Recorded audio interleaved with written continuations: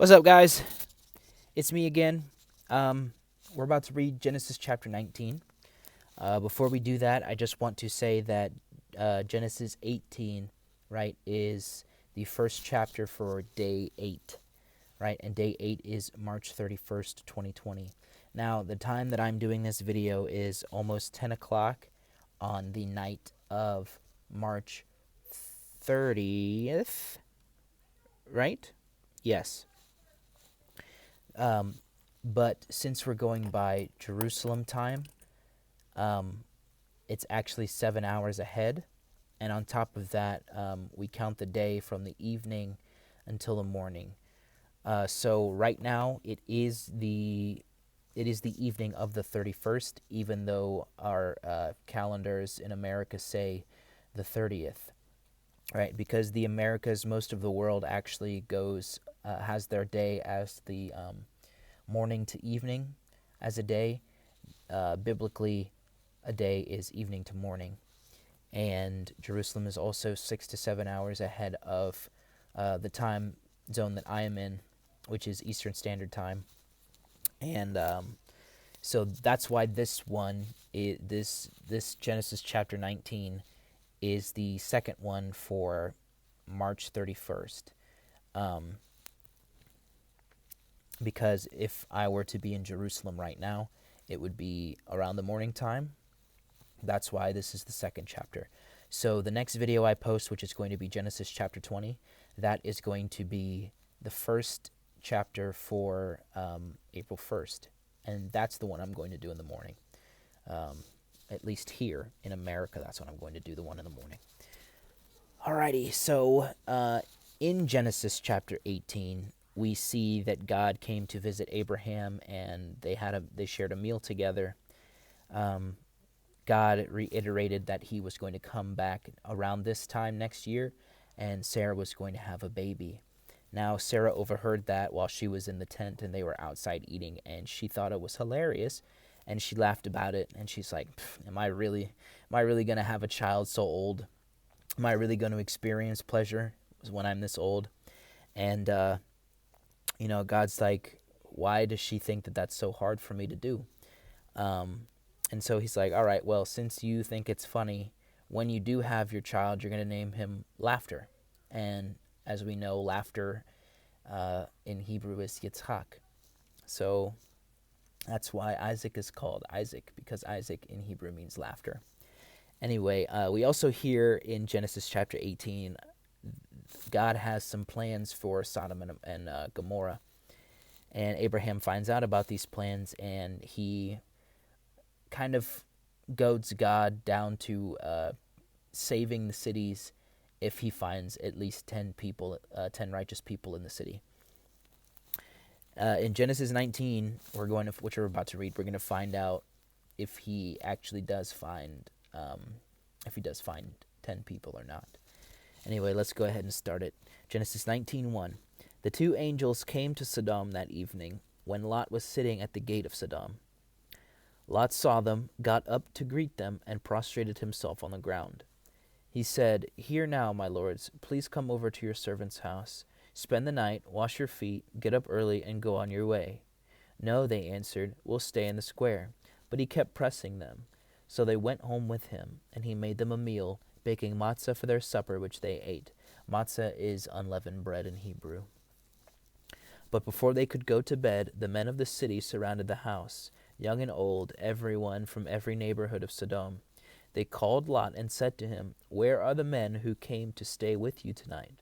Bring them out to us. We want to have sex with them."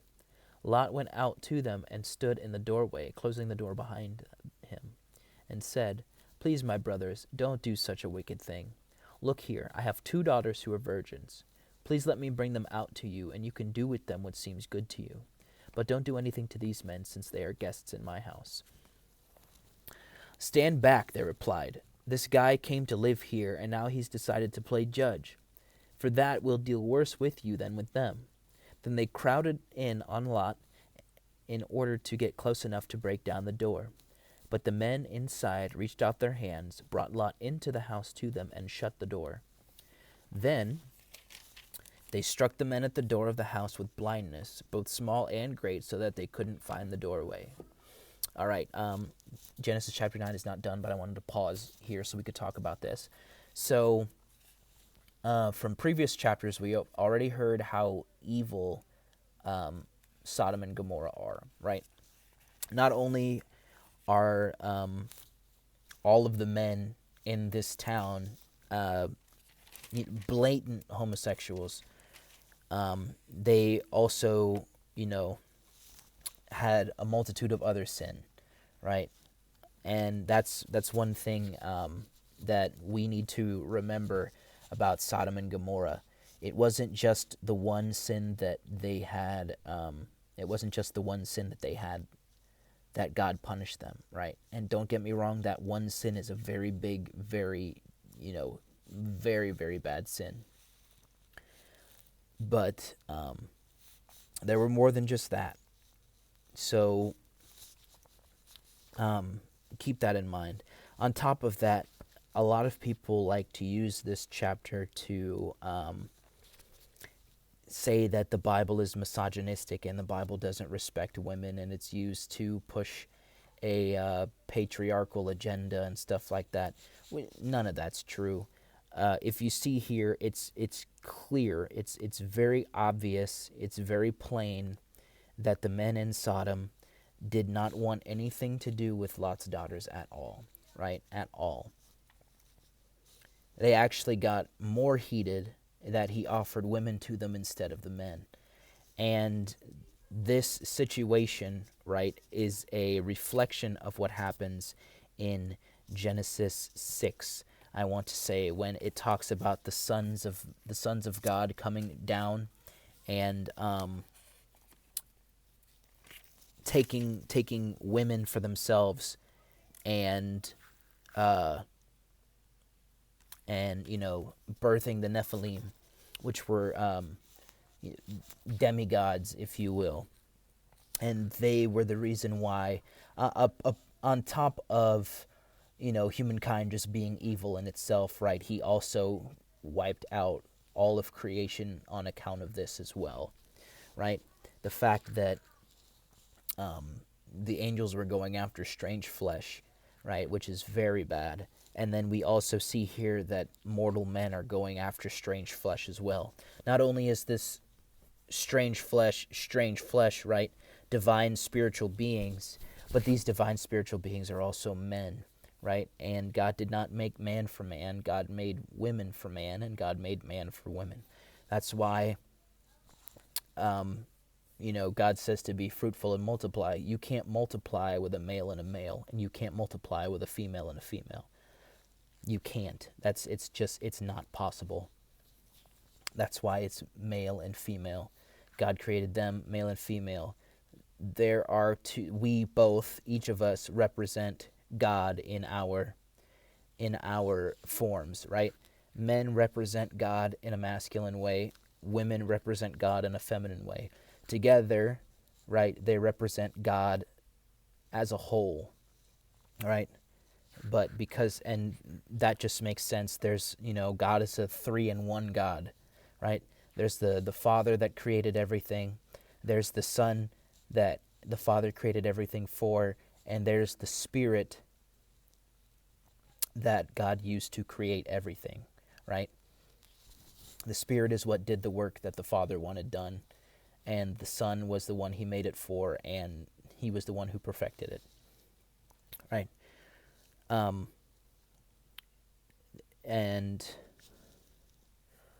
so on top of all of this, right, back in this kind of culture that Abraham and Lot are in, when you have a guest, right, you're supposed to treat guests like royalty, right?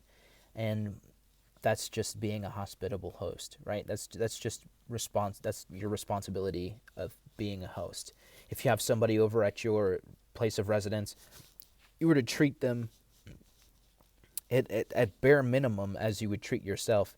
I personally like to say, treat people better than how you want to be treated. That way, even if you do say you want to be treated like crap, which is a lie to yourself and everybody, then you would treat someone better than that. But anyway, so to offer to offer his own seed to protect the life of two guests, right, is a very honorable. It's a very honorable deed, you know. And I don't want to sound like I'm saying that you know, children are their parents' property, especially daughters are their parents' property, but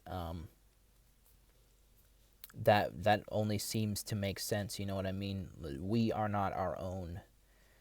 You know, we don't know the amount of hairs on our head. We can't change the color of our hair.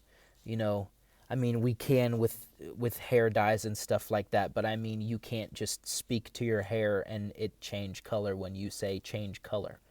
That's what I'm getting at, right? And that's what Jesus was getting at when he said this. Even though he was talking about it in a different context, the message is still the same.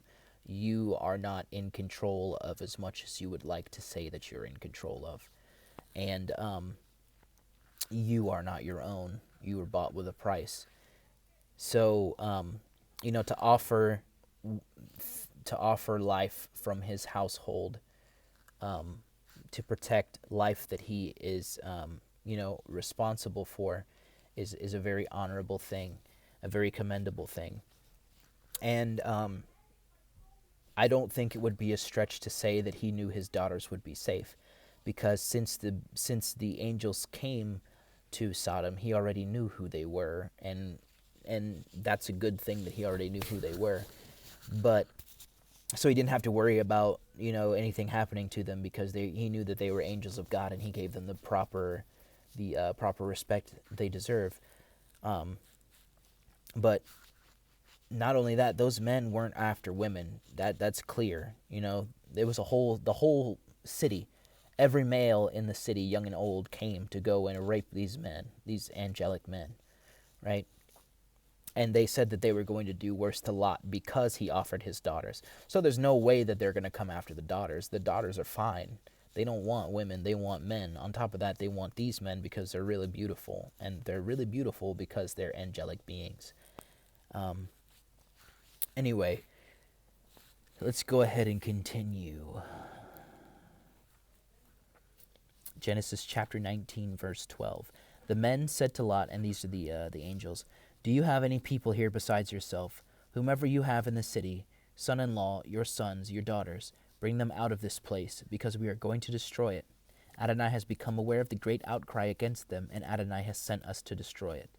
Lot went out and spoke with his sons-in-law, who had married his daughters, and said, "Get up and leave this place, because Adonai is going to destroy the city." But his sons-in-law didn't take him seriously. So, like I was saying earlier, in Genesis chapter 18, how we're going to find out that there was Lot, his wife, his two daughters, and then his sons, or his daughters' husbands, right, who they were betrothed to. That's 6 people. 4 people short of the 10 that God required in order for him to save Sodom and Gomorrah. Anyway, Lot went out. Oh wait, yeah. And his sons didn't take him seriously. So there was originally 6 that God was trying to save, but because they had unbelief, right? They didn't take Lot seriously. They didn't take the angels seriously that God was going to do this. They were left behind, right? And what did I say earlier? You have to have the belief in your heart, and you have to confess it, right? And then you have to take action. These guys, they didn't even believe from the beginning. So they not only they didn't believe it in their heart, they're not going to say, "Oh, you know what, you're right. Let's get out of here." And then they're not going to move. And God isn't going to, God is patient beyond any kind of, measure. But there comes a point when God says, "That's it," right? There's a cutoff date. And once that cutoff date happens, there's nothing left for you, right? So get right or get left behind. Anyway, when morning came, the angels told Lot to hurry. "Get up," they said, "and take your wife and your 2 daughters who are here, otherwise you will be swept away in the punishment of the city." But he dallied. So the men took hold of his hand, his wife's hand, and the hands of his 2 daughters. Adonai was being merciful to him, and led them, leaving them outside the city. When they had brought them out, he said, "Flee for your life. Don't look behind you, and don't stop anywhere in the plain, but escape to the hills, otherwise you will be swept away." Lot said to them, "Please, no, my lord. Here your servant has already found favor in your sight, and you have shown me even greater mercy by saving my life. But I can't escape to the hills because I'm afraid the disaster will overtake me and I will die. Look, there's a town nearby to flee to, and it's a small one. Please let me escape there. Isn't it just a small one? In that way I will stay alive." He replied, "All right, I agree to what you have asked. I won't overthrow the city of which you have spoken. Hurry and escape to that place, because I can't do anything until you arrive there." For this reason the city was named Zoar, which means small. By the time Lot had come to Zoar, the sun had risen over the land. Then Adonai caused sulfur and fire to rain down upon S'dom and Amora from Adonai out of the sky. Now, see, I think that's another, that may be another typo. It probably should say,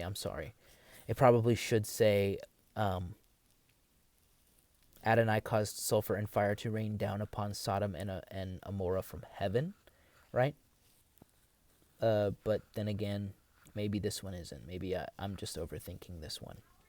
Anyway, he overthrew the cities, the entire plain, all the inhabitants of the cities, and everything growing in the ground.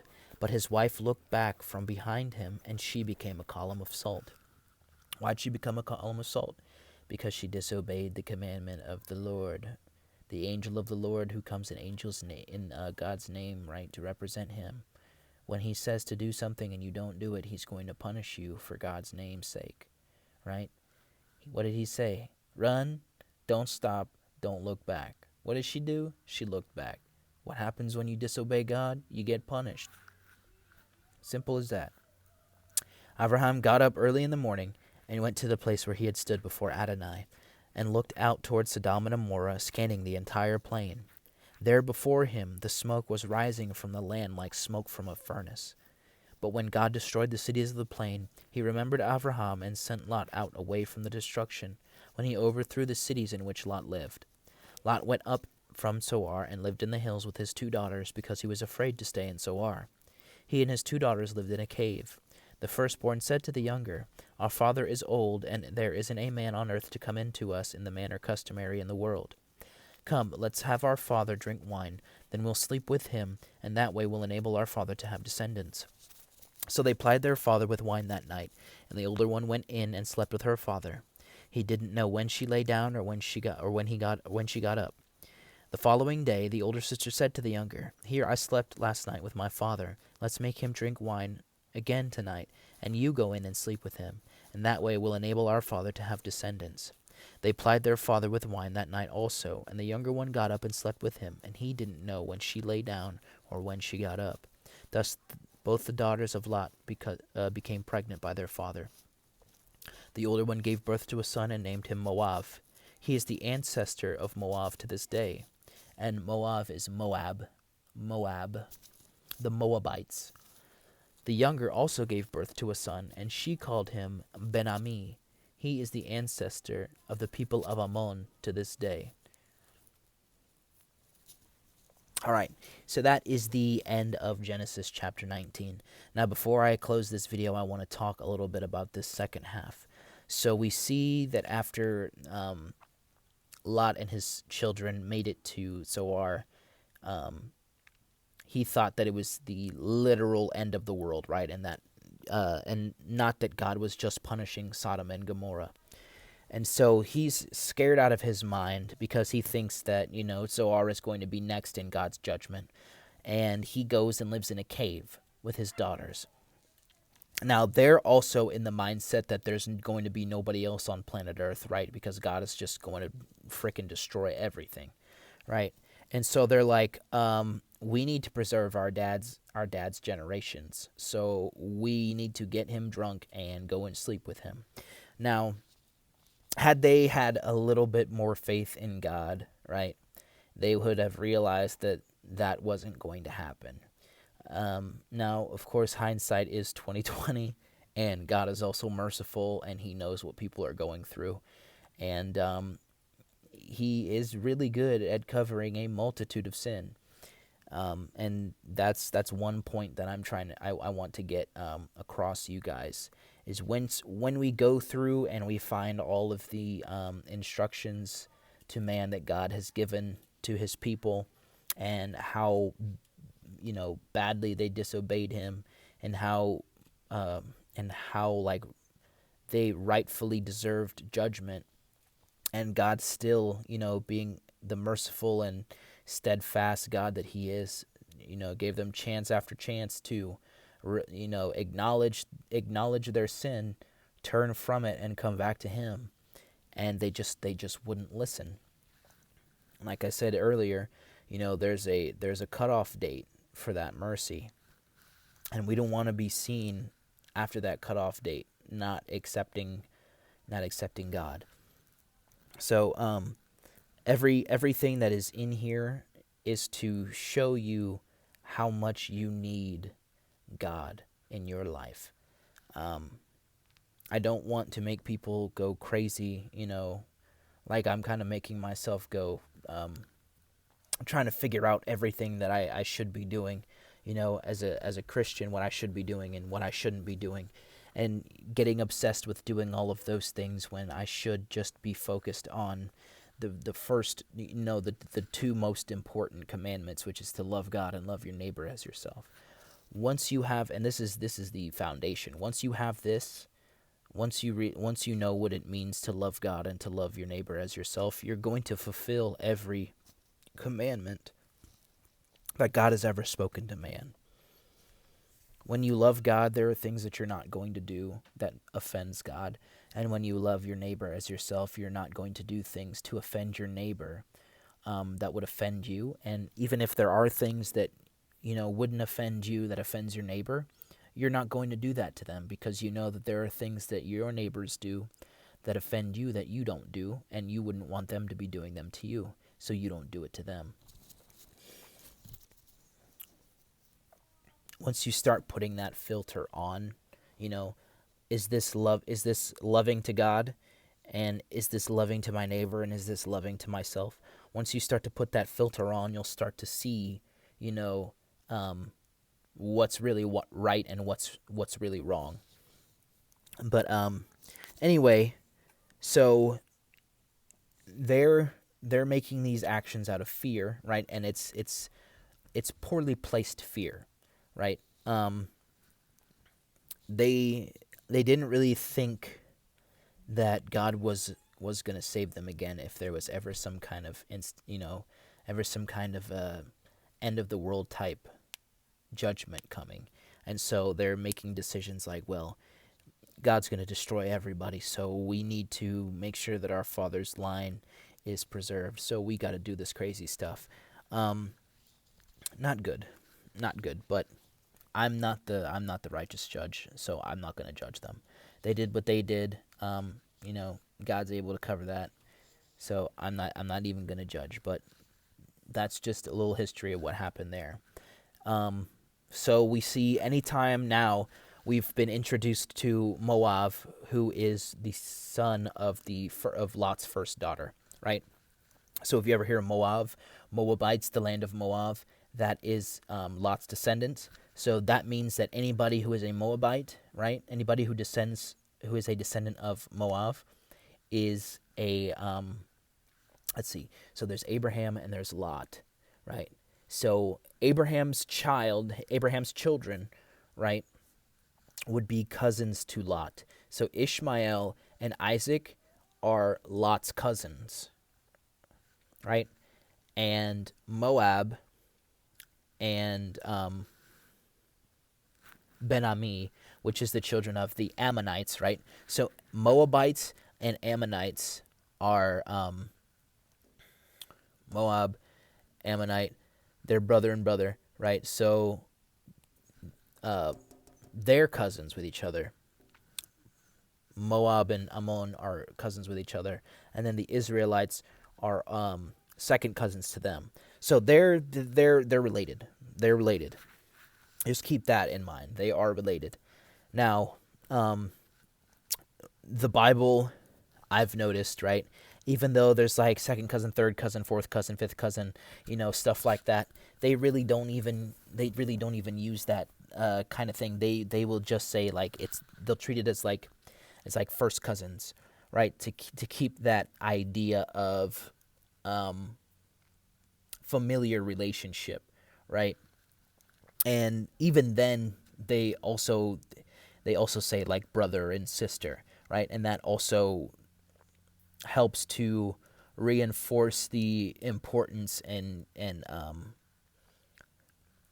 the knowledge of how really closely tied to each other that we actually are, so that the emotional bond that we have with those people, right, grows a little stronger. And when we see the betrayal that some of these nations have done to each other, we can feel a type of way, and that helps paint the picture of what the authors of the Bible are trying to say and trying to portray to us.